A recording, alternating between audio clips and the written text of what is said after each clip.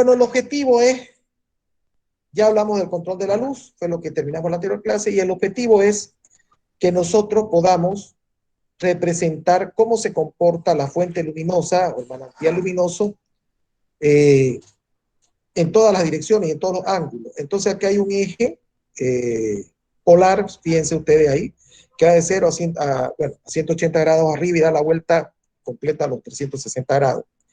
Aquí hay dos curvas, fíjense, una de color que tiende a ser roja, lila, roja, y la otra azul. Esperen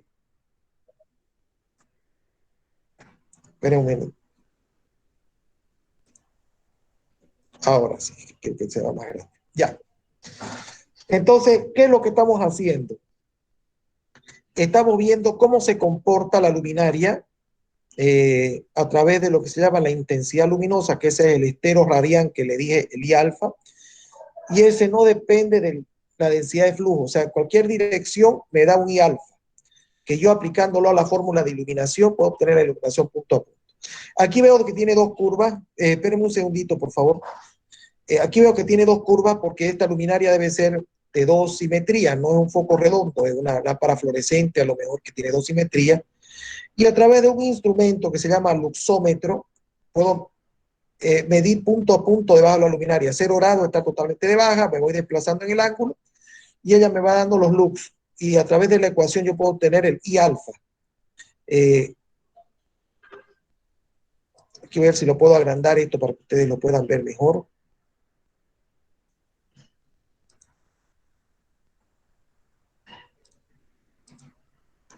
Entonces, fíjense, jóvenes. Entonces, aquí me da la curva a 0 grados. Fíjense ustedes que la curva roja tiene su mayor intensidad luminosa. Si yo divido de acá de 0 a 90, entonces 1, 2, 3, 4, 5, 6, son 15 grados. Por simetría, a los 15 grados tiene su mejor respuesta luminosa, la otra simetría. Entonces, dependiendo de dónde esté yo parado dentro de la habitación, va a determinar la... perdón, ¿alguien consultó algo? ¿Alguien consultó algo? Ya. Entonces, esto se llama las curvas de distribución luminosa. Y este aparatito, que ahora es muy pequeño, antiguamente se llamaba banco fotométrico. Actualmente hasta los celulares tienen una aplicación que permite hacer la lectura de la iluminación. Ustedes bajan la aplicación y podrían medir la intensidad luminosa de un manantial luminoso. Acá estamos viendo otra. Este es un foco que tiene simetría perfecta. Tiene dos simetrías, pero ambas en 0 grados obtienen... obviamente, la curva de la intensidad luminosa está en candela, como dice acá. Entonces, tenemos que, este valor tenemos que reemplazarlo en la ecuación de iluminación para obtener la iluminación punto a punto. Nosotros vemos que a los 0 grados tenemos, aquí dice curva fotométrica, constituyen la principal herramienta técnica al elegir una lámpara o luminaria. En ella se representa la distribución o intensidad del flujo luminoso. Entonces, de 0 a 180 grados tenemos la curva ploma. De 90 a 270 grados dice que tomemos la curva azul. Estas curvas de acá, nosotros las utilizamos para el diseño punto a punto, a través de una ecuación. Esta es lo que se llama I alfa, y el alfa es el ángulo. Aquí, si son, fíjense, 15, 30, 45, 70, 70. Entonces yo ese ángulo lo busco, busco el valor acá, aquí indica, fíjense, el primer círculo es 50, 75, 100, 125 y 150 candela. Seguimos. Aquí está la luminaria. Cada luminaria el fabricante debería entregar su curva. Entonces, cuando usted está haciendo un estudio luminotécnico, el fabricante debería entregarle su curva. Aquí podemos ver. Podemos ver, este es un reflector y podemos ver sus curvas. del reflector. Aquí están sus curvas del reflector. Aquí tenemos otro reflector y ahí tienen sus curvas. Entonces se llama curva fotométrica de distribución simétrica y por cortesía de autorización expresa de Hewitt Ibérica. Bueno, es el fabricante seguramente de esa luminaria y es el que emite. Cada fabricante debería emitir sus propias curvas luminosas. Acá vemos otras curvas del mismo representante para distintos tipos de luminaria. Aquí un foco incandescente, fíjense, un foco incandescente que no tiene reflector. Présteme atención, lo voy a agrandar acá.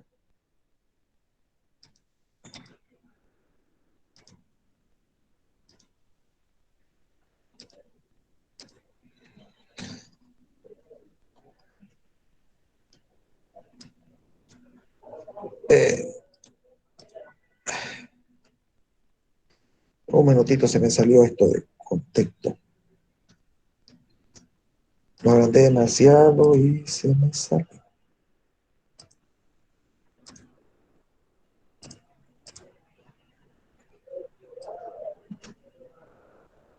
¿Qué sería que se me disparó?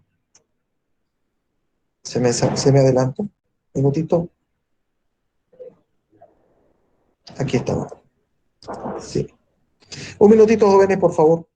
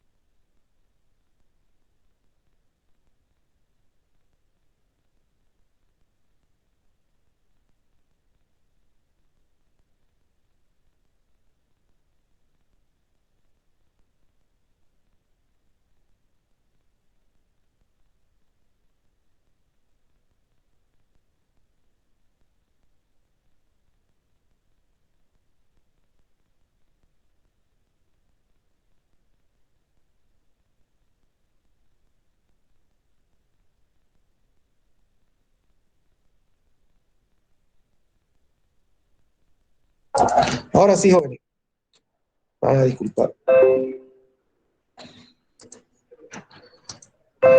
Entonces habíamos quedado acá. Entonces aquí vemos un foco incandescente. Inclusive vemos que tiene más de 180 grados. Está alumbrando el techo. O sea, y aquí a un ladito vemos vectorialmente qué valores va tomando la, la curva de intensidad luminosa, digamos, ¿no? Aquí vemos, digamos, ¿no? Cómo se comporta el foco para distintas ángulos. Esto se ve en un banco fotométrico. Entonces, esto de aquí lo debería proveer el fabricante y nosotros debemos reemplazarlo en las curvas de distribución. Acá nosotros vemos otro tipo de luminaria con su cono. Acá pueden ver flujo luminoso y los niveles luminosos a cada altura, 1 metro, 2 metros, 3 metros, y los conos. Aquí se ven estos conos, la distribución, de acuerdo al ángulo. Acá se hace un solo cuadrante porque es un ángulo simétrico, o a veces se pueden presentar, de acuerdo a la disposición del foco, como se ven, algunas opciones. Entonces, seguimos acá. Curvas isolux. Una vez que nosotros tenemos el manantial luminoso, utilizamos el banco fotométrico, entonces nosotros podríamos ir debajo y marcar los puntos de intensidad luminosa y finalmente la iluminación. Entonces, unimos todos los puntos que tienen el mismo nivel de iluminación. Entonces, aquí se ven curvas, hay puntos que tienen 160 lux, otros que tienen 180, otros que tienen 200. Mientras más al centro del foco, normalmente hay mayor intensidad luminosa o iluminación. Entonces, esas curvas que usted une, los puntos que tienen el mismo nivel de iluminación, se llaman curvas isolux. representaciones gráficas y cálculos luminotécnicos. Entonces aquí ya entramos a calcular. Entonces los cálculos de alumbrado determinan la clase, tipo, número de forma de distribución de luminaria que hay que instalar para iluminar una superficie determinada. Entonces, ¿qué significa? La iluminación no es al azar. No es que yo llego a una nave industrial y agarro y digo, a ver, póngame 6 focos y vamos midiendo. No, hay la manera de calcularlo. Y eso va a determinar la cantidad luminaria y cómo se va a distribuir.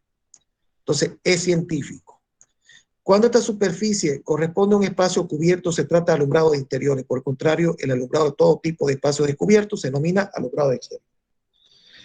Esto es muy importante porque, de hecho, separará en 2 métodos el cálculo de iluminación.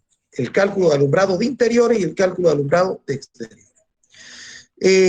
Cuando hay un ambiente cerrado, se complica mucho el cálculo. ¿Por qué? Porque hay reflexión de las paredes, techo y piso. Entonces, irse con un banco fotométrico y tratar de calcular punto a punto, como lo hemos visto con las curvas fotométricas, se vuelve imposible. Entonces, el fabricante, de acuerdo a ciertos parámetros, nos permite tener un cálculo muy aproximado, que ellos lo obtienen por una experiencia de laboratorio. Entonces, ellos diseñan su luminaria de acuerdo a la geometría del ambiente, la reflexión de paredes, techos y piso, el tipo de luminaria, el mantenimiento de las mismas y el tipo de ambiente, si es sucio o no sucio. Ellos te dicen, usted tiene que calcular de esta manera, y ellos te dan las ecuaciones para poderlo resolver. En cambio, si usted es un espacio totalmente abierto, como no hay reflexión, es el método punto a punto. Usted va con un banco fotométrico, ve cómo ilumina en ese punto la luminaria, lo pone en un cuadro, se lo entrega al comprador de la luminaria, y el comprador de la luminaria hace un cuadriculado del sector a iluminar y punto a punto va calculando con esa misma tabla que le entregó el fabricante. El resultado de lo mismo nos conduce a determinar la previsión de carga y potencias eléctricas a instalar, así como la fijación y conexión del número de luminarias que constituyen los receptores de la instalación eléctrica propiamente dicha. O sea, ¿qué significa? Cuando ya yo conozco el nivel y la cantidad de luminarias que requiero para el nivel luminoso recomendado, que puede ser recomendado por el profesional o exigido por el cliente, te podrá determinar cuántas luminarias hay, de qué potencia son, y esa podrá determinar la potencia y energía que requiere el predio para iluminarlo. Ya, vamos a dejar un pendiente esto un ratito porque el cálculo lo tenemos que ver, y vamos a ver un tema que después en el siguiente semestre lo voy a mover porque está medio fuera de ubicación más que todo, ¿no? Esto debía estar antes, pero bueno. Fisiología de la visión. Aquí vamos a ver los efectos fisiológicos de la visión para ver cómo tiene que ser el comportamiento en el cálculo de la iluminación para evitar de hacer cálculos que más que soluciones se vuelvan problemas. Entonces, cuando un objeto está delante de un fondo, en un ratito alguien me está escribiendo. Ya, sigamos.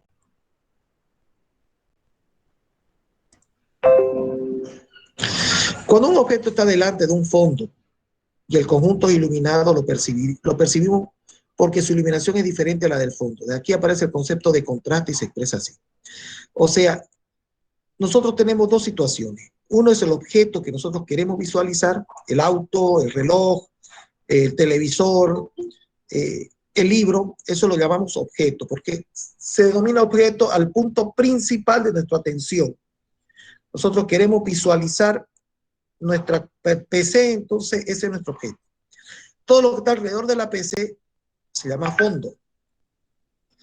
Si usted está con la PC, su PC tiene muy poco brillo y usted está al aire libre y el sol es muy fuerte, entonces usted tiene un fondo muy iluminado, muy brillante, en realidad no iluminado, se llama luminoso, que es distinto que iluminoso. Luminoso es brillo. En comparación a su PC, entonces usted no va a poder percibir, entonces va a tener que aumentarle el brillo de su PC. Si no, no va a poder percibir el, no va a poder percibir el objeto. Espérenme un segundito.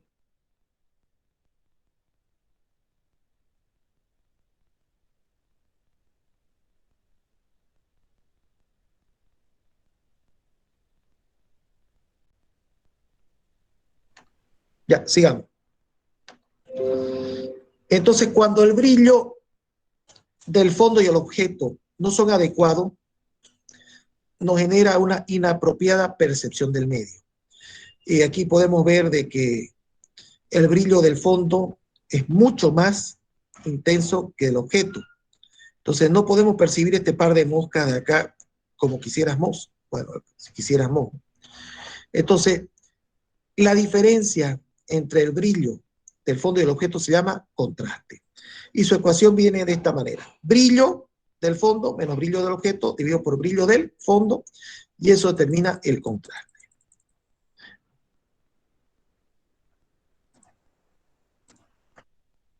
¿Cómo creen ustedes que tiene que ser el contraste para que tengamos una percepción adecuada? Manuel Alejandro Morales.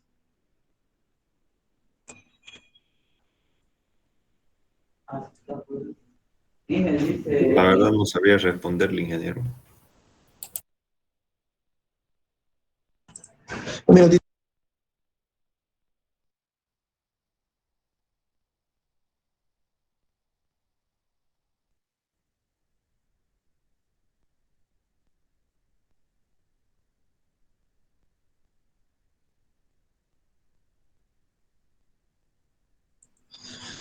Entonces,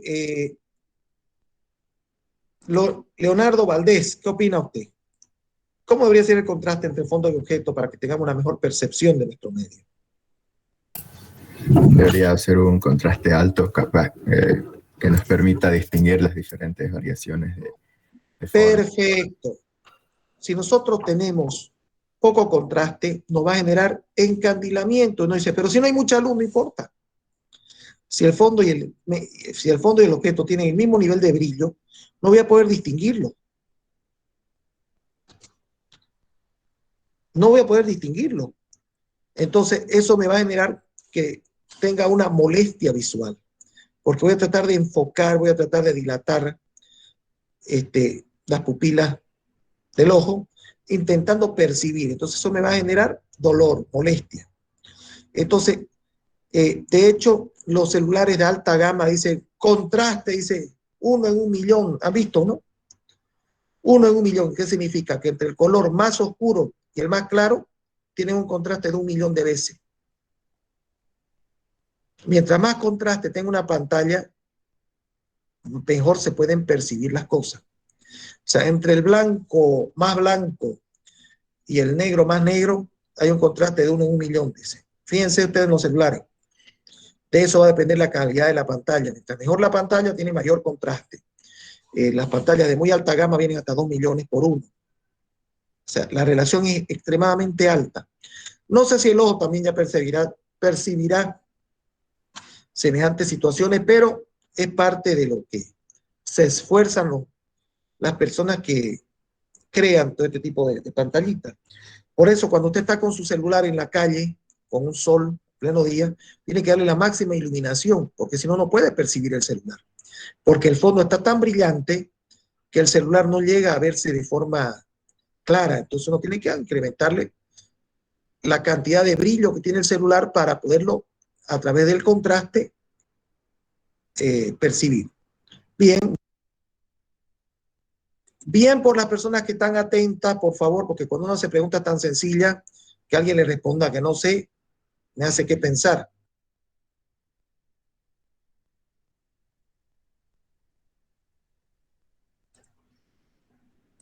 Sigamos. Entonces, esa es la ecuación de contraste.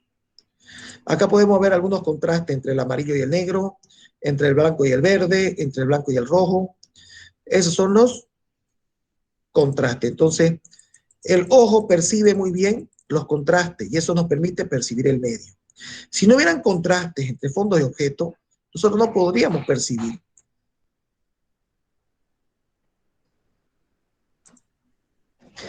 Percepción dice percepción fisiológica de la visión. Si bien es difícil definir cómo y cuándo un objeto puede ser percibido por nuestros ojos,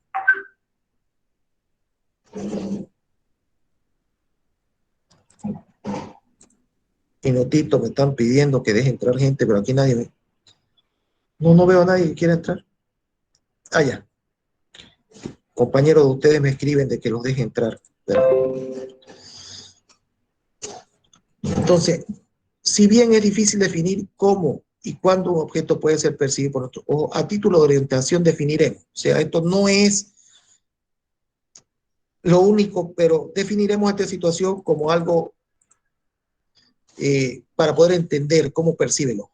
Entonces, decimos silueta, cuando el objeto se representa con luminancia menor a la del fondo.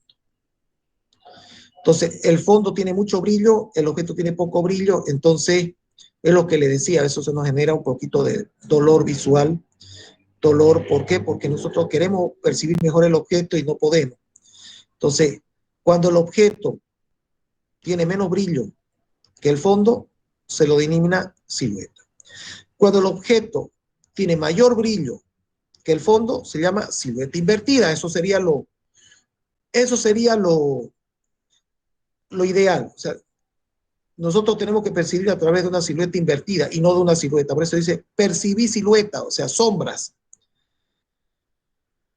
Entonces, silueta invertida no es sombra, estoy percibiendo el objeto, no su sombra. Si bien es difícil definir cómo y cuándo el objeto puede ser percibido, decimos no, nuestros ojos a título de volvemos a repetirlo. Sombra.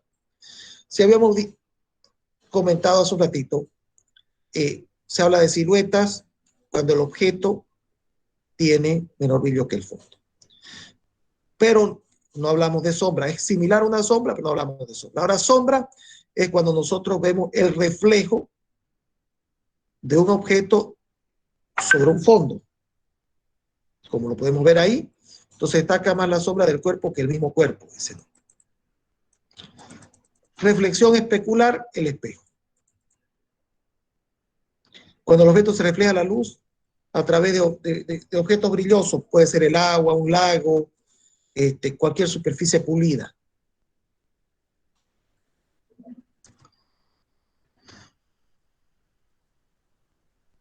Para percibir un objeto en cualquiera de sus cuatro formas indicadas, es necesario reunir algunas condiciones llamadas parámetros de visibilidad. O sea, para que nosotros podamos percibir, ya está claro, tenemos que tener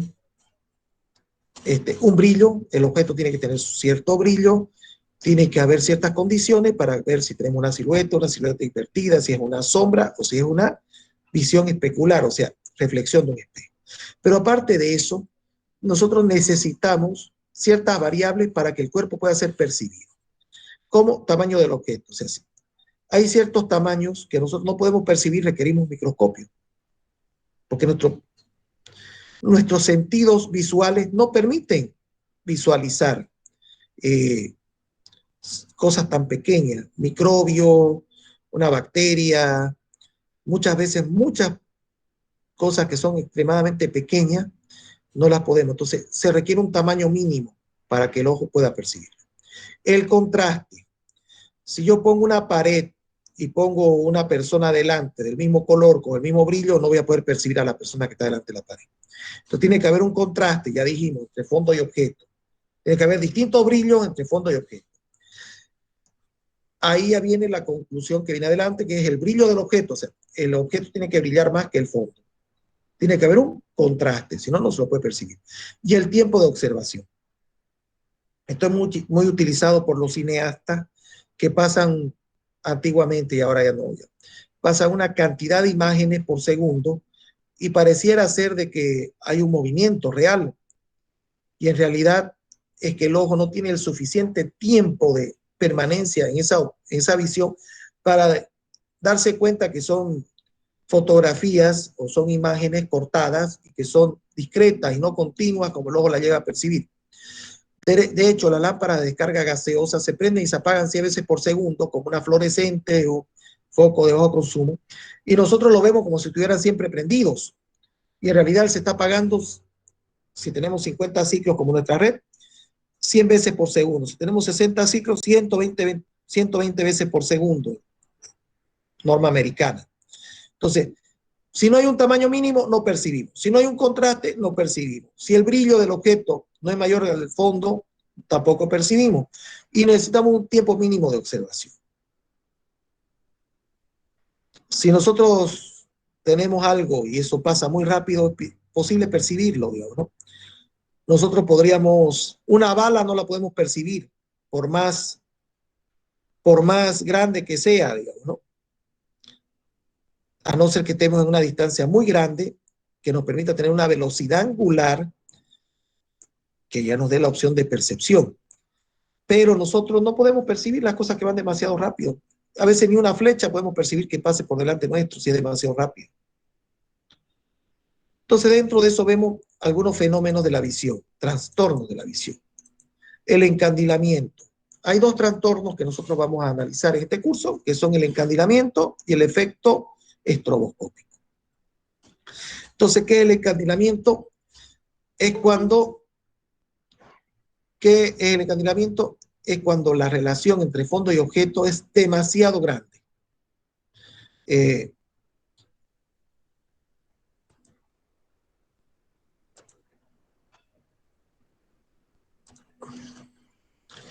Lindsay Michelle Zapata, ¿qué entiende usted por encandilamiento?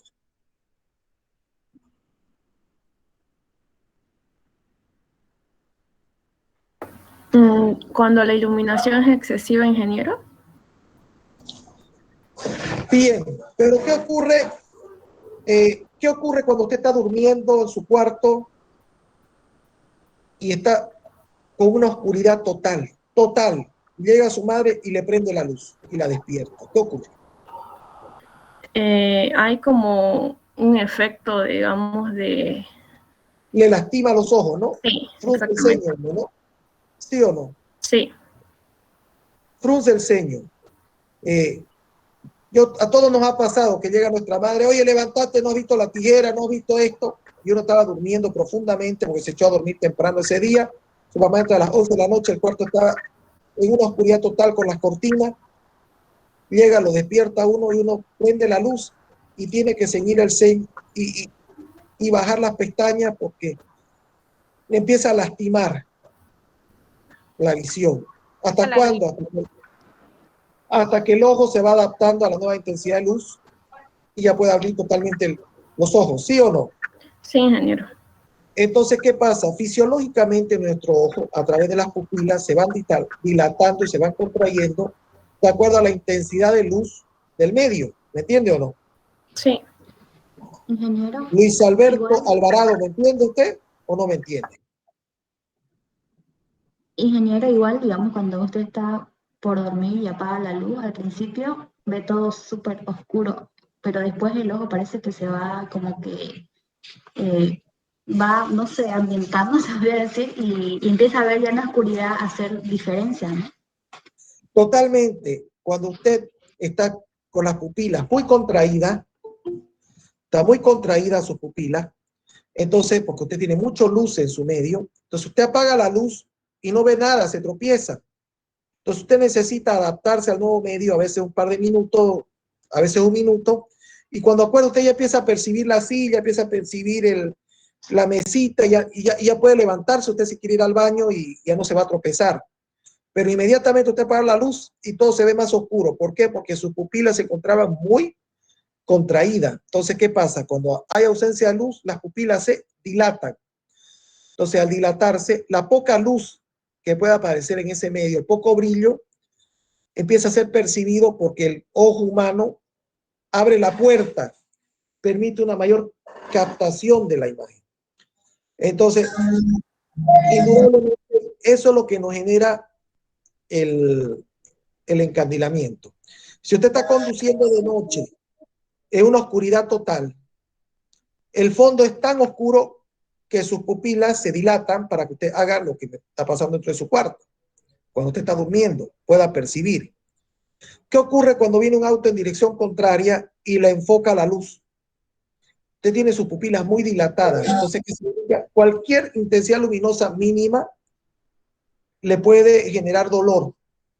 Y el dolor nos hace que tengamos ceguera temporal. O sea, realmente lo que pasa cuando usted apaga la luz, viene ceguera temporal, hasta que sus pupilas se vuelvan a adaptar. En este caso, la pupila dice, me dilato, me contraigo, al final afuera es oscuro, pero ¿qué hago? Entonces empieza uno a ceñir la frente, a tratar de jugar con las pestañas, con los párpados, para tratar de regular la cantidad de luz que puede ingresar. Entonces, no necesariamente cuando hay mucha luz uno se encandila. Uno podría encandilarse cuando su mamá le prende la luz y usted está durmiendo.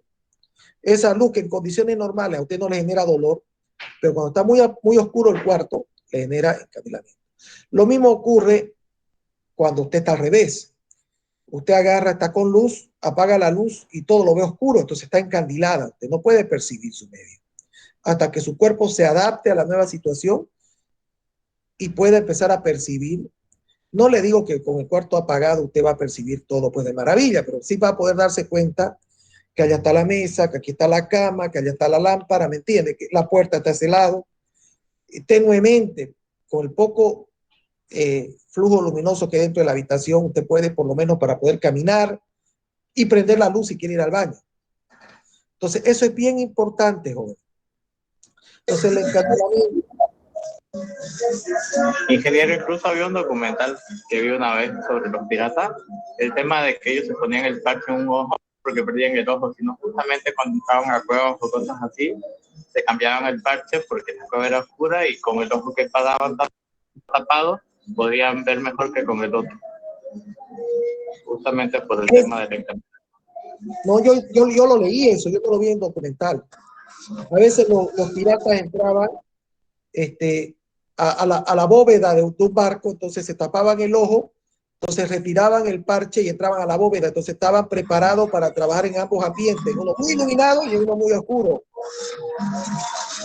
Entonces les permitía, ellos podían entrar dentro de cualquier lugar muy oscuro y cambiaban el parche y el ojo que estaba acostumbrado a ver mucha luz, lo cerraban y el que estaba con su mínima preparado para percibir muy poca luz, lo abrían, entonces le permitía percibir, digamos, lo que usted podría hacer en su cuarto, andar con un parche, entonces cuando apaga la luz cambia el parche, digamos, el otro ojo va a ver bien, cuando prende la luz cambia el parche, entonces exactamente era, por eso los piratas utilizaban un parche en el ojo, porque era una manera muy rápida de adaptarse a los medios sin necesidad de esperar algunos minutos para tener la condición visual. Ellos atacaban y lo hacían de forma muy rápida y en un par de minutos ya había acabado todo.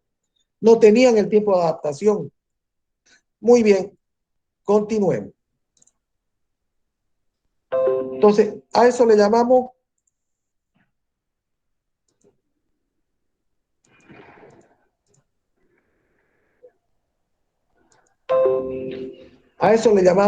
encandilamiento. Entonces,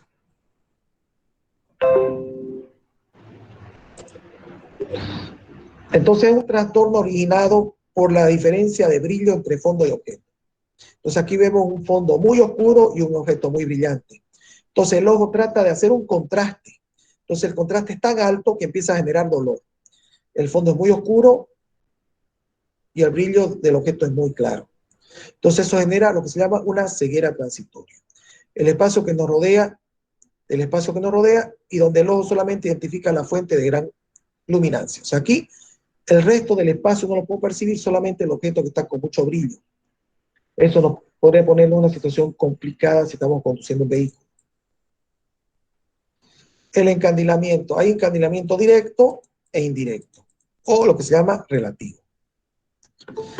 El trastorno lo podemos clasificar en 2 grados. El encandilamiento directo, que es cuando nosotros estamos conduciendo, que no podemos percibir el medio, solamente la fuente luminosa, porque hay tanto contraste entre fondo y objeto, que nuestras pupilas se contraen para poder soportar el brillo del objeto. Entonces, el brillo del fondo no llegamos a percibirlo. Y el encandilamiento relativo, como estamos viendo ahí, o indirecto también, conocido en algunos textos. Entonces, fíjense cómo las cortinas están con tanto brillo que no puede percibirse alrededor de ellas, pese que el manantial no está alumbrando ahí. En realidad, ¿qué tenemos que nosotros tomar cuando hablamos de encandilamiento? Es la diferencia de brillo entre fondo y objeto. Si el fondo y el objeto tienen un brillo similar, nuestros ojos podrán percibir ambos. Si tienen un contraste muy grande, exageradamente grande, y encima el brillo del objeto es muy fuerte, no podremos percibir solamente el objeto y no el fondo. En el diseño de iluminación se deben tomar las siguientes precauciones. La altura de montaje de la fuente luminosa superior a la línea normal de la visión. Bueno, aquí habla de qué cuidados hay que tener cuando usted tiene una industria. O sea, no vaya a poner una luminaria que esté a la altura de su fuente, de la altura de su fuente, de su órgano visual, el ojo. El uso de colores claros de techo y paredes para reducir los contrastes. Entonces, obviamente, si el techo es negro y el manantial es blanco, hay exagerados contrastes, entonces usted no podrá percibir. Si su mesa es negra y su objeto que va a poner sobre la mesa es rojo, va a generar demasiados contrastes. Entonces, póngale blanco. Por eso los quirófanos, las camillas, que se utiliza un quirófano es blanco, para evitar que haya encandilamiento. Uso de colores claros de techo y pared para reducir el contraste.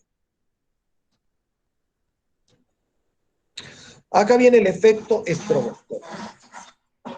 Se denomina efecto estroboscópico al efecto óptico que se produce al iluminar mediante destellos un objeto que se mueve de forma rápida y periódica. Ya comentamos nosotros que para poder percibir un objeto se necesita que el objeto brille, se necesita que haya un contraste, se necesita que haya un tamaño mínimo y aparte que haya un tiempo. Si las cosas pasan muy rápidas, es muy difícil percibirla.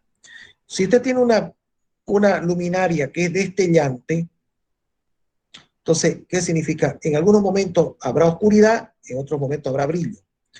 Ese destello puede hacerse tan rápido que el ojo no lo pueda percibir el destello.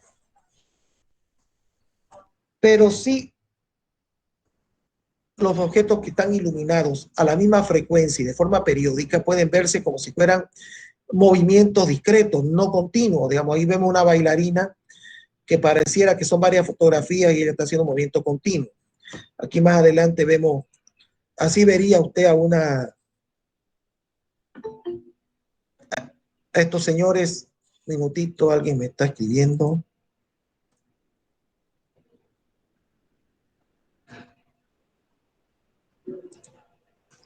Jóvenes, a partir de ahora que nadie intente entrar, ya me perturba la clase, me molesta y ya es demasiado tarde. Entonces aquí podemos ver los destellos. Yo cuando era joven, tengo 49 años, ya estamos viejos, me acuerdo que en la discoteca había unas luces destellantes y uno parecía un robot adentro cuando entraba a la discoteca. Bueno, ahora soy cristiano, ya no asisto a esos locales. Cuando era joven no creía en nada, ahora sí creo. Entonces tampoco ya ando en locales de ese tipo. Pero bueno, cuando era joven sí iba, antes de ser cristiano. Y me acuerdo que de las cosas bonitas que uno percibía era que había unos destellos de luces blancas que permitían ver a las personas moviéndose, que parecían unos robots. Parte de él. No se olviden que yo soy de la época de los 90, donde la música disco, ¿no? 80, 90, música disco, ¿no? Entonces estaba muy de moda todo lo que era discoteca y movimientos raros. Entonces aquí se puede ver el efecto estroboscópico. Entonces, normalmente las luminarias de descarga gaseosa, como esas no trabajan por calor, sino trabajan por ionización, se prenden y se apagan durante su periodo de uso. Y nosotros la vemos como si estuvieran siempre prendidas, digamos, un foco de bajo consumo. No estoy hablando LED, estoy hablando de los antiguos focos de bajo consumo, los tubos fluorescentes. Si usted pone un ventilador y el ventilador gira a cierta frecuencia, pareciera que el ventilador está girando o está detenido. porque la frecuencia con la que se prende y se apaga el fluorescente coincide con el ventilador. Entonces, ahí usted podría volarse los dedos. En una industria, imagínese usted que hay un motor funcionando, que hay una luminaria de descarga gaseosa. Si usted ve el motor como estuviera detenido, mete la mano y se huele el brazo. Entonces, este es un efecto muy peligroso. Entonces, usted podría ver objetos detenidos que en realidad están en movimiento. ¿Por qué? Porque las luminarias de carga gaseosa se prenden y se apagan a la misma frecuencia que gira el ventilador. Entonces, daría la sensación de que el objeto está detenido. Es terriblemente negligente no considerar este efecto en los temas industriales, sobre todo donde hay peligro de máquinas que están en movimiento y que podrían dañar al trabajador. Entonces aquí vemos el efecto estroboscópico. Los focos incandescentes no tienen ese problema porque ellos trabajan por calor. Entonces una vez lo calentó usted, no importa que la señal sea alterna, oscilante, él mantendrá una inercia térmica. Entonces no tendrá problema los focos incandescentes. Las lámparas de carga gaseosa que están observando ustedes ahí, las lámparas de carga gaseosa que están observando ustedes ahí, son terriblemente malas para este efecto. Entonces yo siempre le decía a mis alumnos, antes que salgan las LED, si van a tener una lamparita de escritorio, nunca le pongan foco de bajo consumo. Les va a dañar la vista porque estos focos generan un flujo oscilante de luz, aunque pareciera no. Pero si usted estos focos de bajo consumo los empieza a mirar con atención, van a ver cómo le genera una fatiga visual. Entonces, si ustedes tienen una lamparita de mesa y no tienen el dinero para comprarse este foquito de bajo consumo, perdón, un foco LED que son más caros, utilicen incandescente. Nunca utilicen en lámparas de mesa focos de bajo consumo o fluorescente, ni para estudiar. Yo hasta retiraría los focos fluorescentes de las aulas de la Gabriel y le pondría sus equivalentes en LED. Como los de LED son de corriente continua, no hay oscilación, o sea, no genera problema. Entonces, las lámparas de carga gaseosa, fluorescente, mercurio, sodio, las de alumbrado público, esas verde amarillenta, son oscilantes. Pero como ahí no estudiamos, no nos genera fatiga. El arco se extingue 2 veces por ciclo. Esta fluctuación de la fuente luminosa origina un efecto estroboscópico, o sea, la tendencia a ver ciertos objetos móviles, ventiladores, como si estuvieran inmóviles. Entonces, este tipo de iluminación, jóvenes, tiene que quedar claro que ustedes jamás deben utilizar lámparas de mesa o el foco de su cuarto, lámpara de bajo consumo. Estos focos que se llaman, ¿se acuerdan que antiguamente le llamaban los de bajo consumo, no?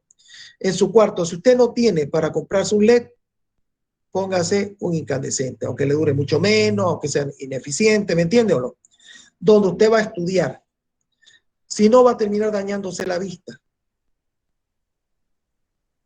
De hecho, se habla del refresco de la pantalla del celular. Dicen que viene de 120 ciclos. ¿Qué significa? Que el celular 120 veces en un segundo va cambiando su pantalla. Si usted con la pantalla de su celular alumbra un ventilador que está girando 120 veces por segundo, entonces va a ver su ventilador detenido. ¿Me entiende o no?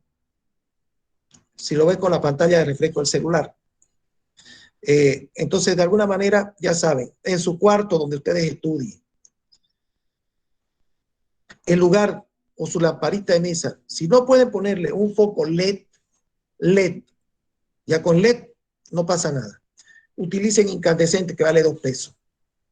Si no, van a dañar su vista. Eso es importante, por eso se lo menciono.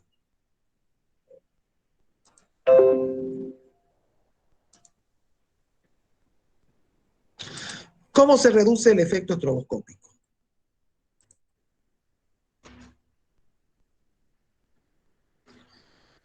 Con lámparas que trabajen con corriente continua. ¿Por qué? Porque aquí tenemos las alternas. Entonces las alternas van desde un punto máximo a uno mínimo. Entonces va fluctuando la intensidad luminosa. Entonces para reducir se utilizan reactores dobles de alto factor de potencia funcionando de esta manera la lámpara desfasada. O sea, si usted no tiene 2 o 3 fases, si es monofásico, le pone unos reactores para que desfasen, para que la sinusoidal se desfase y lo utiliza en distintas fases. Se quiere un mayor, o utiliza sistemas trifásicos. Aquí vemos que azul es una fase, rojo otra fase, verde otra fase. Entonces parte de la luminaria las coloca en azul, otras las coloca en rojo y otras en verde. Entonces cuando azul esté en su máximo, rojo va a estar casi en su mínimo y verde va a estar en su máximo negativo.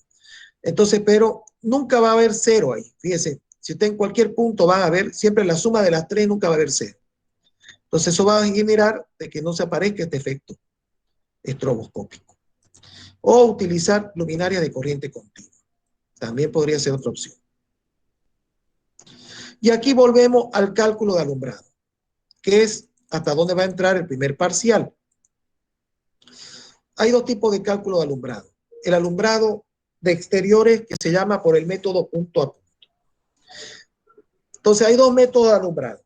Cuando hay paredes, techo y piso, que ese es método de interiores, y cuando no hay paredes, techo y piso, que es el método de exteriores. El método de exteriores se calcula con el método de punto a punto. Y es cierto, usted cuadricula el área que quiere iluminar y cada punto va calculando. Indudablemente esto se vuelve muy lento si usted lo hace de forma manual, pero hay software que le va cuadriculando como un render. Entonces cada puntito va calculando. Una buena iluminación puede llegar a conseguir que los lugares en los que vivimos y trabajamos se conviertan en algo más que un simple lugar de trabajo u ocio. O sea, algo bien iluminado es muy bonito. Hay muchos de estos temas que los manejan los arquitectos y no los ingenieros eléctricos. Las casas, los parques, hay arquitectos que se especializan. Entonces, cuando a mí me toca hacer estudios, yo hago naves industriales, le hago una cancha de fútbol, pero no me venga a pedir de que yo le haga una casa de lujo donde usted tiene que iluminar el cuadro, donde tiene que generar contrastes de luces, que realcen algunas cosas de la casa, que realcen el color del piso, no sé. Eso lo ve un arquitecto. Yo le hago lo práctico, o sea, yo le ilumino una nave industrial, una cancha de fútbol, una cancha de tenis, pero no me pide que se lo haga bonito, yo se lo hago práctico. No soy el que tiene la sensibilidad para hacerle algo hermoso, elegante y artístico. Entonces, gracias a un buen diseño lumínico se puede crear ambientes más que agradables, casi mágicos, sin que por ello nunca olvidar que las instalaciones sean energéticamente sostenibles. Esto no es tan cierto. Al final uno en su casa pone un foco por estética. A veces necesita más y dice, bueno, no voy a poner 2 focos, se ve feísimo, 2 focos en un cuarto. Entonces usted pone un foco en el centro del cuarto y si quiere más luz, poner una pantalla que tendrá varios focos, no sé. Pero en realidad ahí no va a tener ni la mejor distribución luminosa, ni va a ser lo más eficiente, pero al fin y al cabo, lo que está primando en la casa no es la eficiencia luminosa, sino está primando que sea bonita la casa. No es tan grande el volumen de luz también que sea un terrible desencuentro no hacer un cálculo especial. Los factores fundamentales que se deben tener en cuenta al realizar los diseños de una instalación y definen la calidad de una iluminación son los siguientes. O sea, ¿qué hay que tomar en cuenta cuando está haciendo un estudio luminoso? Nivel de iluminación o iluminancia que se necesita. Niveles de flujo luminoso, lux, que inciden en una superficie. Entonces, cuando yo estoy haciendo un estudio, tengo que decir muy bien qué nivel de iluminación necesito para mi actividad. Entonces, ¿qué actividad? Caminar, jugar tenis, jugar fútbol, estudiar, laboratorio, un laboratorio para verificar la calidad de un producto. Entonces, de acuerdo a la actividad, yo tendré que buscar el nivel de iluminación. Normalmente viene normado. Entonces, la norma boliviana, la NB777, usted va y lo busca y ahí dice, para una cancha de fútbol, 700 lux. Para una biblioteca, 500 lux. para un laboratorio de 1000 lux, 1500. Quirófano, 50.000 lux, 20.000 lux, dependiendo, 5.000 lux, dependiendo del tipo de quirófano. Entonces, usted se va a su norma, si toma la norma boliviana o quiere apoyarse en una norma extranjera, va a buscar la norma y dice muy bien, basada en esta norma, voy a calcular la cantidad de fuentes luminosas que necesito para obtener lo que exige la norma. Si usted tiene mucha experiencia, podría planteárselo a su cliente. Mire, yo he hecho muchas naves industriales, yo sé que con 200 lux estamos bien. La norma dice 500, pero yo sé que con 200 estamos bien y vamos a hacer un ahorro energético. También podría darse.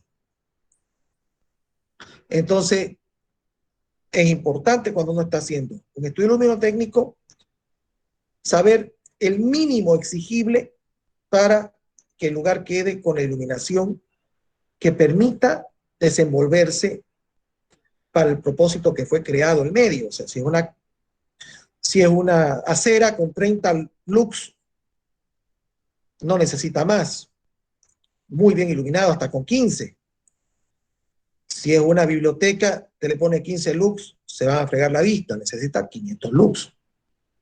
Si es una cancha de competición de tenis, que la pelota es pequeñita, muy rápida, entonces usted necesita 1000 lux para que usted pueda percibir muy bien la pelotita. Entonces, obviamente, todo esto está en las normas, ¿no? Yo tampoco no me sé de memoria lo que recomienda la norma. Cada vez que lo necesito, voy y lo busco. Entonces, después la distribución de luminancia en el campo visual. La luminancia, a diferencia de la iluminación, es el brillo. ¿Qué significa? ¿Cómo distribuyo yo los focos para que sea homogénea la iluminación abajo? O sea, ¿cómo tiene que estar el brillo arriba para que abajo la iluminación esté homogénea? ¿Qué ocurre si yo pongo en una cancha de tenis, pongo todas las luminarias arriba de una esquina de la cancha? Entonces, que voy a quedar con una esquina extremadamente iluminada y la otra esquina extremadamente oscura. Entonces, eso me va a generar encandilamiento. Entonces, lo ideal fuera redistribuir las fuentes luminosas para que toda la superficie de trabajo tenga homogeneidad en su iluminación. O sea, si yo tengo una aula de la universidad, yo tengo que redistribuir la luminaria para que no me quede sectores muy iluminados y otros sectores poco iluminados, y eso me genera encandilamiento.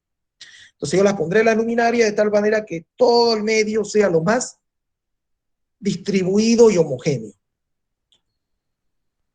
Después tenemos que tener una limitación de deslumbramiento o también encandilamiento, un modelado, limitación del contraste de luces y sombras creado por el sistema de iluminación.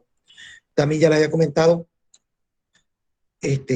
los arquitectos son los que moldean las sombras, luces, contraste para resaltar, no resaltar, mostrar, como la ropa. La señorita que tenga muy bonita cintura, pues bueno, utilizará una blusa más corta. La que tenga más barriguita utilizará una blusa más larga, porque cada cual quiere mostrar lo mejor de sí. Si el varón no tiene la musculatura excepcional, pues bueno, se pondrá un saco y una corbata y tratará de mostrar su altura, no sé si es alto, o su rostro, si tiene un rostro atractivo. Y el que tenga buena musculatura, pues tratará de andar con ropas al cuerpo que le permita realmente mostrar los dones que Dios le ha dado y que él también ha trabajado. Entonces, lo mismo pasa con la iluminación. Yo muestro lo que quiero mostrar y oculto lo que no quiero mostrar. El color de la luz y la reproducción cromática.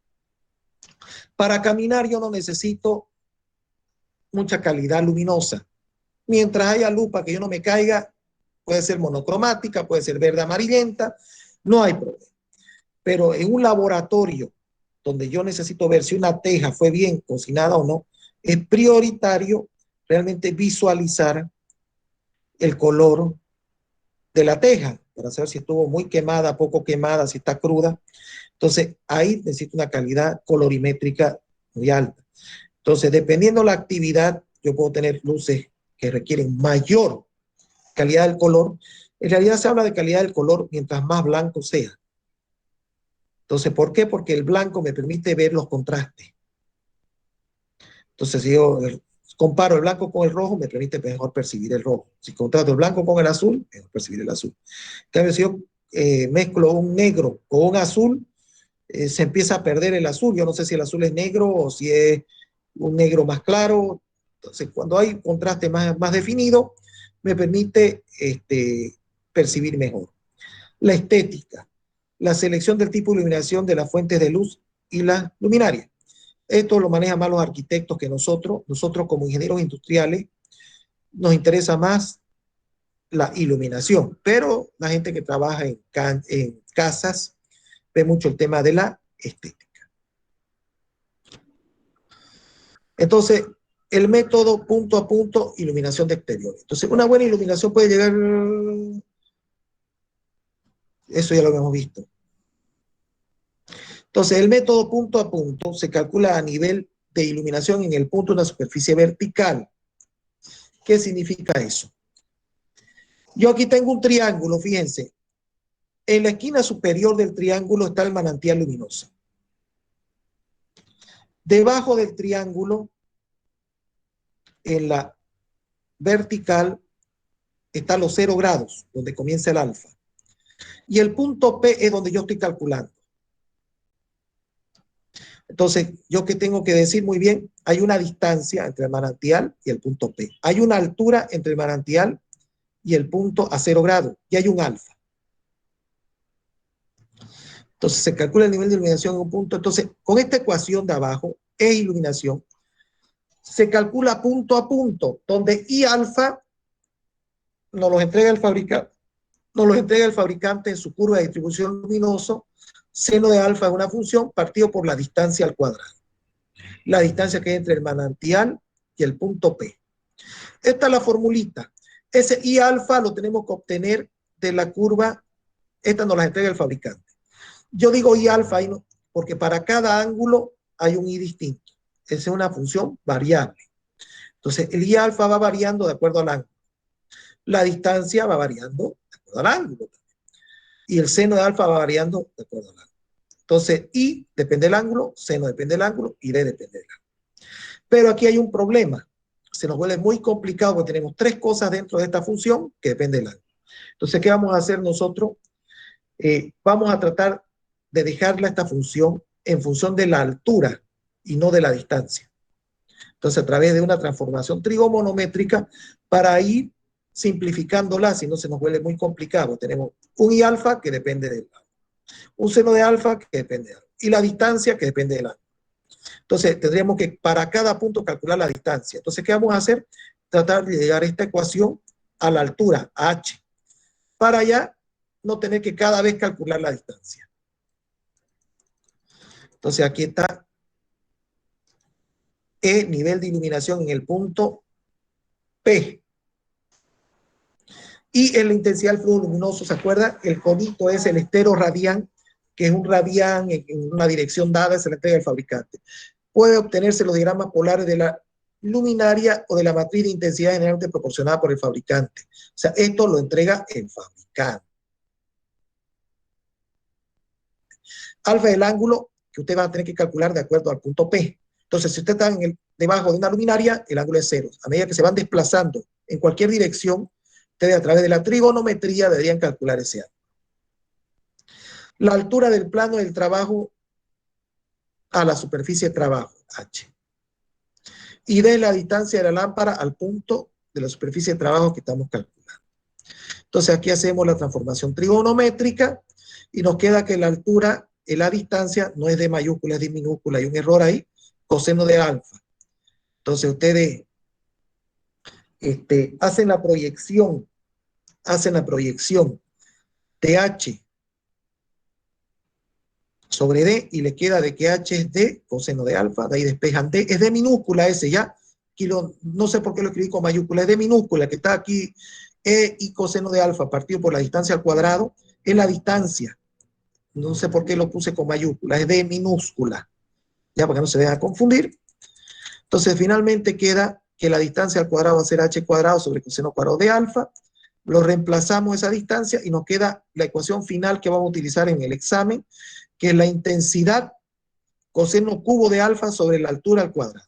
Si ya no trabajamos por la distancia, sino la altura, entonces lo único que tenemos que hacer nosotros en el examen es para cada ángulo ir a la tabla, reemplazar ese alfa en el coseno, y la altura es una constante, porque la altura h no importa, no depende de la distancia. Entonces quitamos una variable, se me vuelve un poquito más simple el estudio. Entonces aquí tenemos un ejemplo. La altura es 2 metros, la intensidad que usted va y la toma de la gráfica, esta se la da el fabricante, 80 candelas. Entonces usted dice, para ese alfa tiene 80 candelas. Entonces reemplaza acá 80, coseno de 0, sobre 2 al cuadrado, son 20 lux debajo de la luminaria. ¿Ya? Para 30 grados, que está aquí, E de H para 30 grados ya no es 0 grados, son 12.99 lux.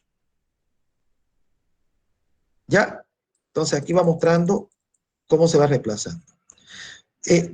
Ejemplo del método punto a punto. Si representamos el diagrama isolux de la superficie, podemos observar que las curvas son circunferentes. Bueno, hay una simetría, no necesariamente aquí debe ser una lámpara redonda, entonces permite trabajar con simetrías de este tipo.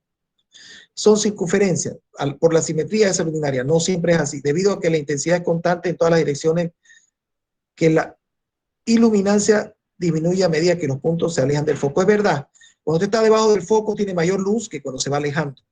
Especialmente si tiene una pantalla que va haciendo un control de luz para dirigirla al centro del foco. Y la máxima iluminancia se encuentra en la porción de la fuente sobre la superficie en 0 grados. O sea, es verdad, si usted se para debajo de un foco va a obtener la mayor intensidad luminosa que pueda recibir. Método punto a punto. Entonces, yo esto les voy a pasar en máximo una semana, 1, 2, 3 ejemplos para que ustedes calculen. Método punto a punto, se lo voy a mandar vía WhatsApp y vamos a hacer ejemplos para que ustedes puedan ubicarlo bien. Les voy a entregar yo las tablas de fabricante y vamos a hacer un ejemplo del método punto a punto. Entonces aquí se ve otro ejemplo, aquí se ve otro ejemplo del método punto a punto. Es muy sencillo. Hay que irse a la tabla, verificar el ángulo. Obviamente los que dibujan esto de forma profesional cuadriculan, van midiendo entre un punto y otro y van viendo qué diferencia hay entre un punto y otro. O sea, hay muchas, cuadriculan más pequeños. O sea, eso ya es una historia que ustedes no van a ver porque no son expertos en iluminación. Pero yo les voy a dar algunos ejemplitos para que ustedes en una cancha de fútbol digan muy bien, a ver, cuántas luminarias. No sé si vamos a llegar a eso. Voy a buscar algunos ejemplos para darle y sobre eso voy a evaluar. Aquí está otro método punto a punto. Seguimos. Aquí hay algunas ecuaciones para obtener todo lo que es trigonometría, porque aquí hay una luminaria que está en otra postura, entonces hay una transformación de ángulo. Un momentito, joven.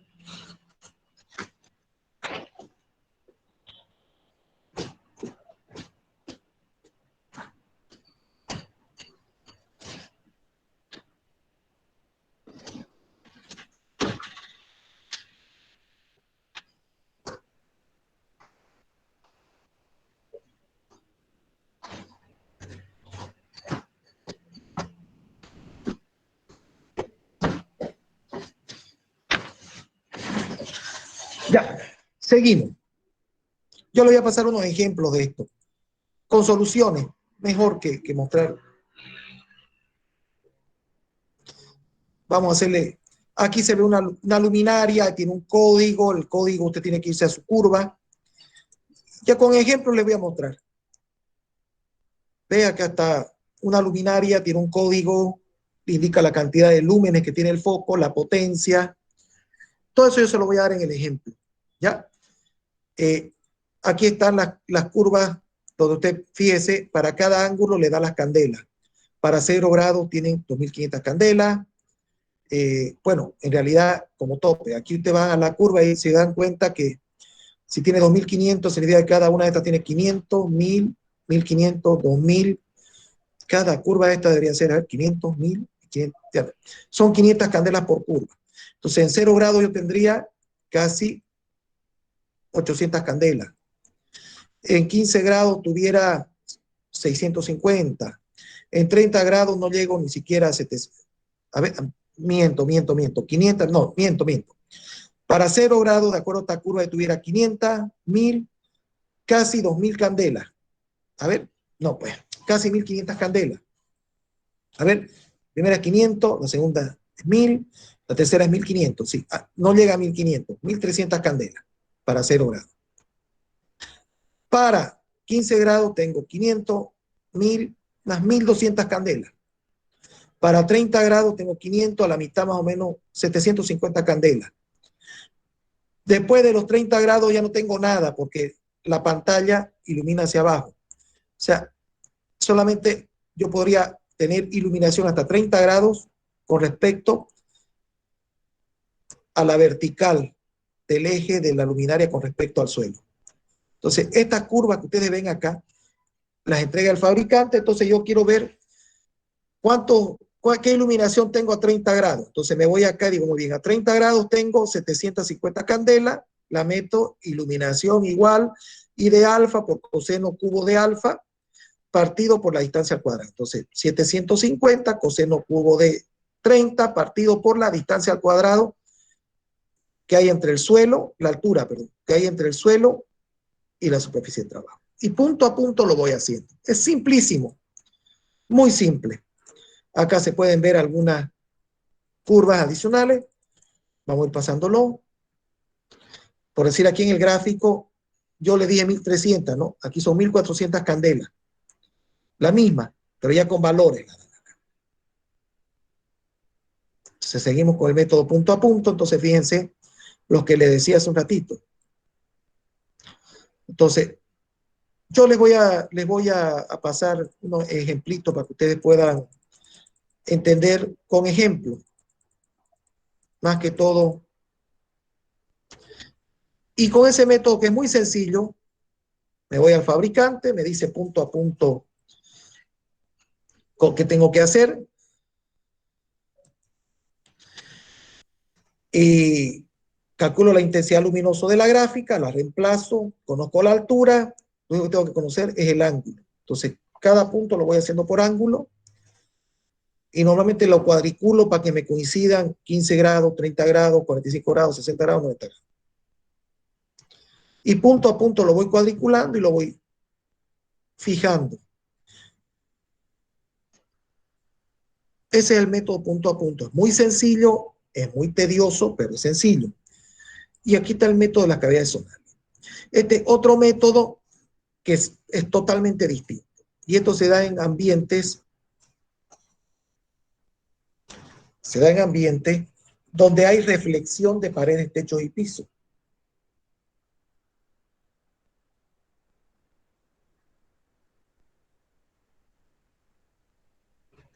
Entonces, como hay reflexión de paredes, techos y pisos,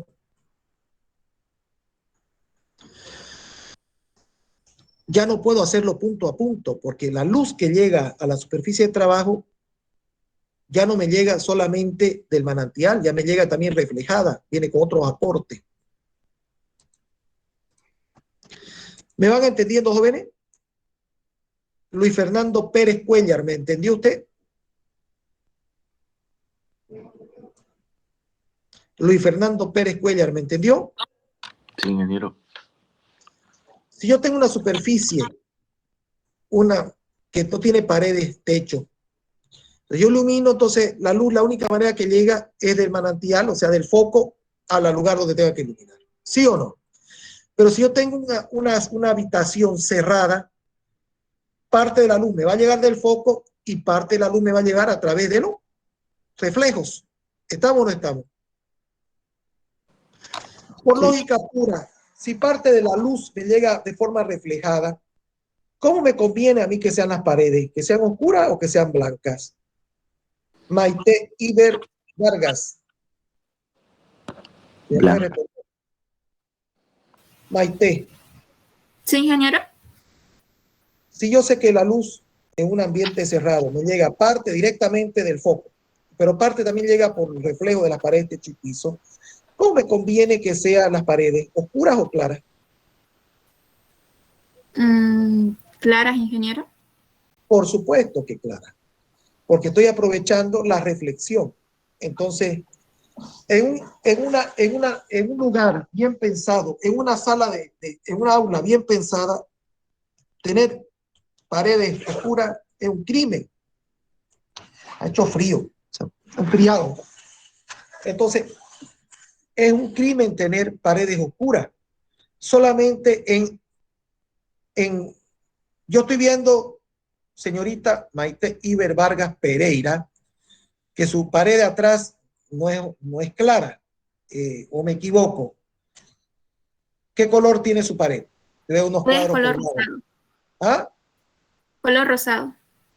Claro. Entonces, obviamente que el principio que se ha obtenido para pintar su casa no es energético, es un principio decorativo. Usted quiere su pared rosada, debe ser su cuarto, supongo yo. Y usted al ser Sí, mujer, ingeniero. dice, yo quiero tener una pared rosada porque me gusta, es femenina, no sé, ¿no? Entonces yo en mi cuarto lo pinto de color rosado. Indudablemente la eficiencia energética en su cuarto es pésima porque el color rosado está permitiendo que mucha de la luz sea absorbida por la pared y no reflejada. Mientras más blanca, su pared refleja mejor. No es algo que yo tampoco cuestiono. Los arquitectos muchas veces juegan con ese tipo de cosas porque ¿qué es lo que prima en usted? Es la estética, ¿no? No está buscando la eficiencia energética en su cuarto. Ahora, usted debería tener una lamparita de mesa para estudiar. Porque si no, Sí. con esas paredes es muy poco probable que usted llegue a tener los niveles de iluminación que requiere para obtener una luz que sea deseable para que usted pueda mantener su visión. Lo estoy viendo a Luis Fernando Pérez Cuellar, al fondo es blanco. ¿Usted está en su cuarto? Sí, ingeniero. ¿Usted tiene sus paredes blancas? Sí, es blanca. Entonces, obviamente, eso tiene mejor condición desde el punto de vista del tema de eficiencia luminosa. No digo que sea, y no le digo que Maite salga disparando ahorita a comprarse una brocha y a pintar su cuarto, digamos, no. Ella se irá con sus paredes al color que ella le guste porque ella quiere tener su cuarto bonito. Si ella define que para ella que sea bonito es rosado, pues mantendrá su cuarto rosado, está bien. Pero obviamente usted, señorita Maite, en una industria no va a ser lo mismo, ¿no? Una cosa es su cuarto, otra es la industria. Entonces usted sabe que si está en una oficina de su trabajo, usted no le va a pintar las paredes rosadas, por más que usted sea la dueña de la oficina. Si usted tiene un despacho de abogado, no le va a pintar las paredes rosaditas, digamos, a usted le gusta que sea una cosa muy bonita, muy decoradita, ¿no? Entonces, indudablemente, si es una galería de arte, a lo mejor usted podrá pintar los colores que quiera, porque ahí está primando la estética y no la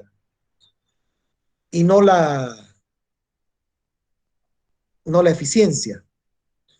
Entonces, ¿qué me dice María René Peñalino? No me ha dicho nadie a María René Peñalino. Señorita, ¿qué me dice usted?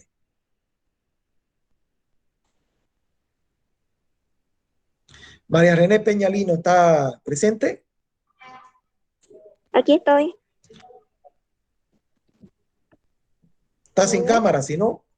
No, ya la prendí. ¿Está sin cámara? Estoy con cámara. Pero no sé. No le veo la cara. A ver, lo voy a apretar de nuevo. Yo le veo, ingeniero, a la compañera. ¿Por qué cortan la cámara? Yo le corto la cámara. ¿Te la ve? Entonces, estará enferma mi computadora. Estoy con la Sí, cámara el prendida. internet. No sé por qué no se ve.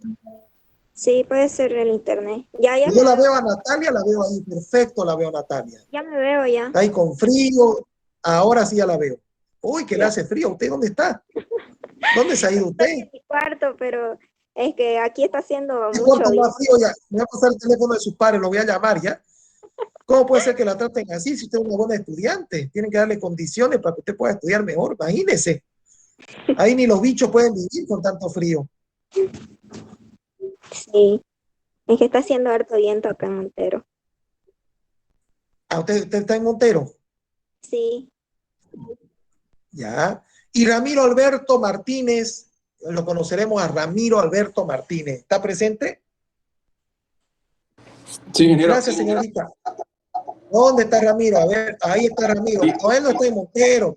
Ramiro no está en Montero. No. Ramiro está aquí en Santa Cruz, no está con tanto frío. Además que Ramiro es macho de los machos, ¿no, Ramiro? Sí, ingeniero. Usted casi pasa cosas en camiseta, ¿no? No es friolento usted, ¿no? Poco. Así, bueno, no se vayan a molestar por algunas cositas que les digo. No tienen nunca mala. Veo gente que es realmente friolenta. Veo otros que pasan como Ramiro. Falta. ¿Ah? Ramiro no lo escuchó. Debe estar con su celular prendido también. Apaga el celular, ahora sí. Bueno. Y Reinaldo Vázquez. Quiero charlar con el señor Reinaldo Vázquez. Está presente porque ahí tiene una bonita foto que no se llega a percibir de mi computadora. ¿Está Reinaldo Vázquez presente? Presente, ingeniero. ¿Dónde está usted? A ver. ¿Y la foto? ¿Con quién es la foto? De su perfil. Abuelo. Aprovechelo a su abuelito. Mi padre murió hace ya para 2 meses. Yo lo visitaba todos los días. No sabe el sufrimiento que tengo hasta ahora. Como si me hubieran sacado una pierna, porque yo lo quería mucho a mi padre.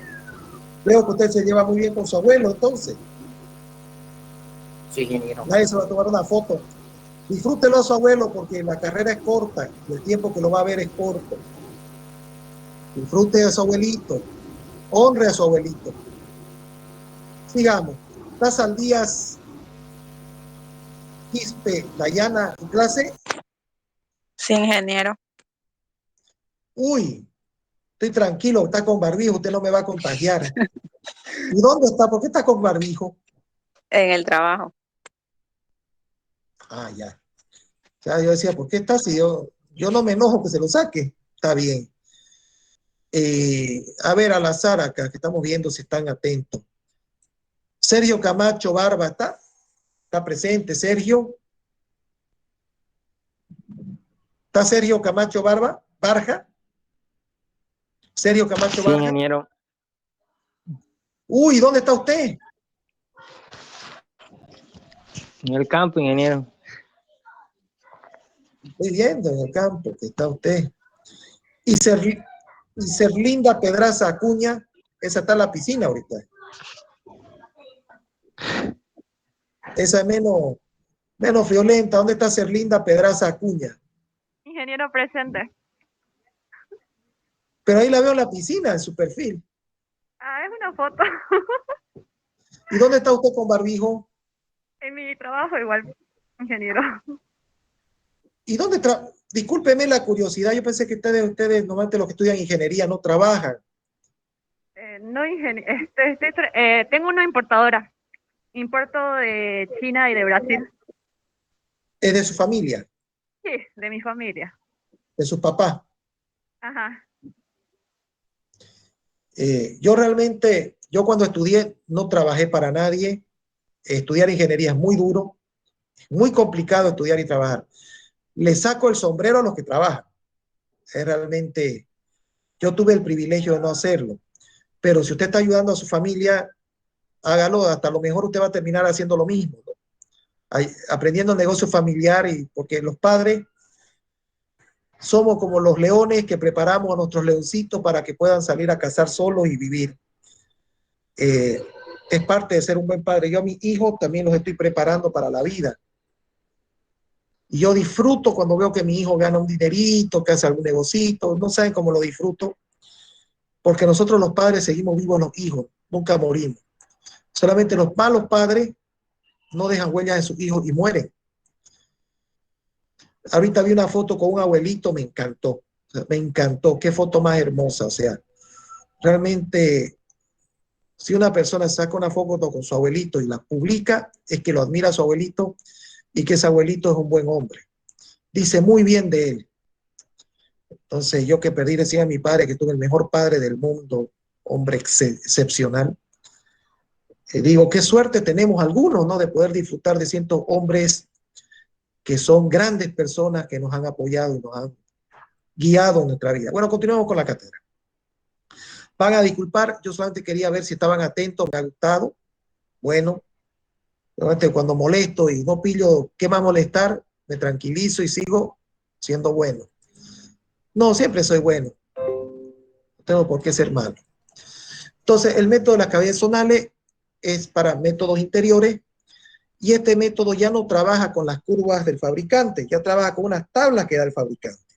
Estas tablas que da el fabricante